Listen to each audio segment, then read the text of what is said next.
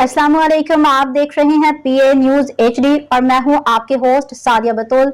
शामिल करते हैं आज की अहम खबरें। लाहौर वजीर आला पंजाब मरियम नवाज शरीफ ने अपने बेटे जुनैद सफदर की गाड़ी का चालान करने वाली टीम को शाबाश दी है। रिपोर्ट्स के मुताबिक जुनैद सफदर के साथ मौजूद सिक्योरिटी गार्ड ने ट्रैफिक कवानीन की खिलाफ वर्जी की, जिस पर डॉल्फिन फोर्स ने जुनैद सफदर और उसके साथ मौजूद सिक्योरिटी की गाड़ियों को रोका था, जिसका बाद में चालान किया गया।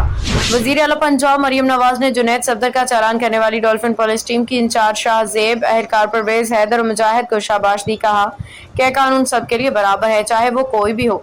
कानून की पासदारी को यकीनी बनाने पर वजीर आला मरियम नवाज ने पुलिस टीम को खराज तहसीन पेश किया। मजीद कहा कि कानून की बालादस्ती ही हमारी हुकूमत की पहचान है। पूरे पंजाब में कानून का यकसा नफाज और पासदारी देखना चाहती हूँ। रिपोर्ट्स के मुताबिक जुनैद सफदर के हमरा मौजूद सिक्योरिटी की गाड़ी का ट्रैफिक के खिलाफ वर्जी पे चालान किया गया था।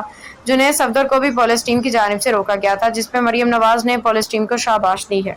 न्यूज स्टूडियो से अब तक के लिए इतना ही। मजीद खबरों और अपडेट्स के लिए देखते रहिए पीए न्यूज एचडी।